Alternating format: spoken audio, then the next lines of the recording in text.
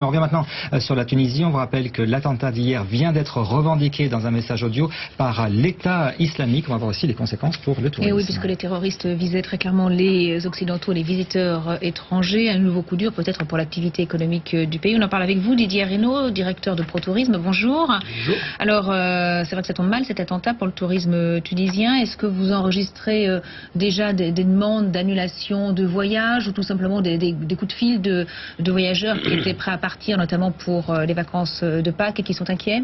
Alors, pour l'instant, il n'y a pas véritablement d'annulation en masse, hein, ça reste tout à fait anecdotique. En revanche, l'impact, il va être dans les semaines qui viennent. C'est-à-dire l'impact, il va toucher les réservations pour l'été, et on sait que les réservations pour l'été se font en partie à cette période de l'année, hein, entre 2 et 4 mois avant les départs. Et en plus, d'ailleurs, c'est pour ça que les terroristes l'ont fait à ce moment-là, la Tunisie qui arrivait à remonter la pente, qui subissait toujours une baisse de la clientèle française, qui est sa première clientèle, mais avec un renouveau de clientèle, avec beaucoup plus d'Italiens, d'Allemands, de clientèle britannique, de clientèle aussi des pays de l'Est depuis quelques années. La résonance du fait des victimes qui viennent de quasiment de nombreux pays européens, voire de clientèle qui viennent de beaucoup plus loin, d'Asie ou d'Amérique du Sud, tout cela leur donne une résonance tout à fait considérable, et c'est l'objectif. L'objectif, c'est de toucher le tourisme tunisien.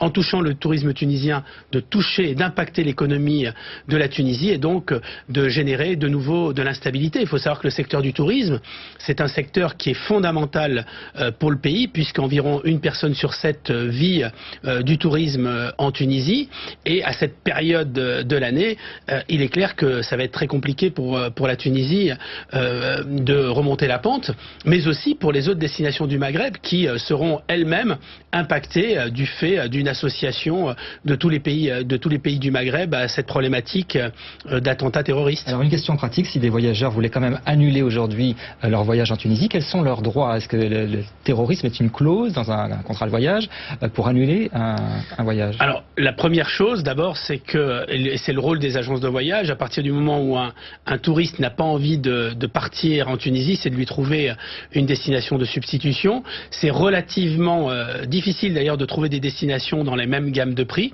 Il faut savoir, et c'était le gros atout de la Tunisie encore cette année, c'est que la Tunisie est une destination relativement peu chère dans les destinations internationales. D'ailleurs, avec un budget vacances des Français qui est en diminution cette année, la Tunisie espérait regagner des parts de marché. Et puis en touchant le secteur de la croisière, c'est un secteur qui se développait très fortement, puisqu'il y avait un objectif de croissance de 50% du secteur de la croisière.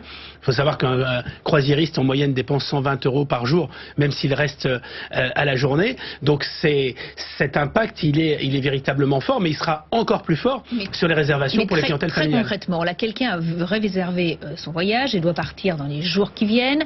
S'il a peur, s'il ne veut plus partir, s'il n'a pas souscrit l'assurance, est-ce que c'est possible?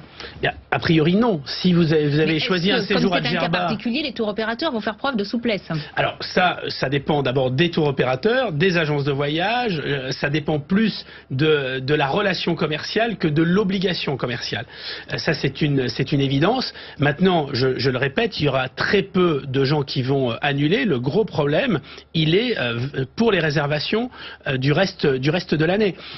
Il est clair aussi que pour les tours opérateurs et les agences de voyage qui se sont engagés massivement sur la destination Tunisie, il va falloir qu'ils fassent preuve à la fois de pédagogie, mais aussi qu'il puisse y avoir une solidarité internationale pour que vous comme moi, nous puissions envisager de partir en Tunisie. Vous savez, aucune destination aujourd'hui n'est à l'abri. On a eu un attentat en France et on prend beaucoup plus de risques en prenant sa voiture qu'en allant en vacances en Tunisie. Maintenant, psychologiquement, il est clair que ce n'est pas les meilleures conditions pour partir en vacances pour une grande partie. Vous savez, les clients savent faire preuve de raison et la plupart continueront à partir en Tunisie. Certains d'ailleurs revendiqueront le départ en Tunisie comme un acte citoyen et de solidarité avec les Tunisiens. Vous savez, l'attentat en France, il a eu aussi un impact limité, mais un impact sur la venue de clientèle étrangère dans l'Hexagone, à la fois du Moyen-Orient, mais aussi des clientèles plus lointaines.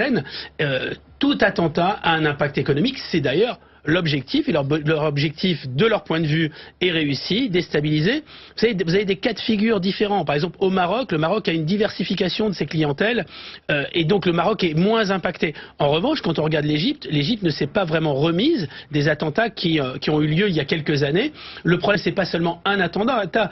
Si on en reste là, la Tunisie retrouvera des couleurs d'ici quelques temps, peut-être pas immédiatement, mais d'ici l'année prochaine. En revanche, s'il y a une démultiplication des problèmes, là, effectivement, ça aura un impact.